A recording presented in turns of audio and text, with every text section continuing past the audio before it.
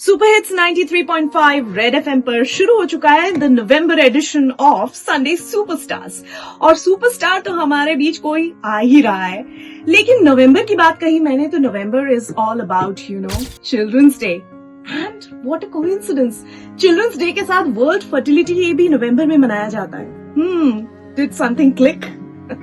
तो जहां नवंबर की बात हो रही है, वर्ल्ड फर्टिलिटी डे की बात हो रही है, तो मैं बता दूं एक अलार्मिंग स्टेटिस्टिक्स है इंडिया के बारे में कि इंडिया में जो फर्टिलिटी रेट है वो बहुत ज्यादा लो हो गया है। ये एज पर 2023 स्टेटिस्टिक्स है, अभी लेटेस्ट तो आना बाकी है, और वो इररिप्लेसेबली लो हो गया to 1.9। My god, what does that mean? It means कि जरूरत है हमें बहुत ज्यादा से ज्यादा आईवीएफ की। और आपको पता ही है कि आईवीएफ के मशरूमिंग सेंटर्स हर जगह मिलते हैं, लेकिन आज हमारे साथ स्पेशलिस्ट नहीं, ट्विंकल ट्विंकल लिटिल स्टार नहीं, बहुत बड़ी स्टार आ चुकी हैं।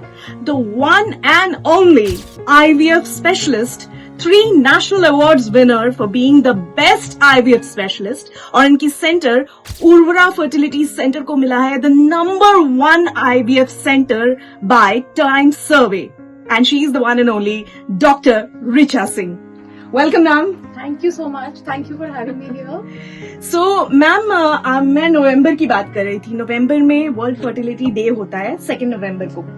इसके साथ ही मुझे पता चला कि नवंबर में ही मेंस हेल्थ अवेयरनेस मंथ भी होता है। मेंस हेल्थ अवेयरनेस से मुझे याद आया कि मैंने बात तो की विमेन्स हेल्थ की, विमेन्स फर्टिलिटी की, लेकिन मेन की फर्टिलिटी यानी पुरुषों की फर्टिलिटी वो भी कम हो रही है। स्पर्म काउंट्स कम हो रहे हैं, कभी कभी 0 स्पर्म काउंट होता है। तो मैम, ऐसे में क्या आईवीएफ में इज देयर एनी सोल्यूशन?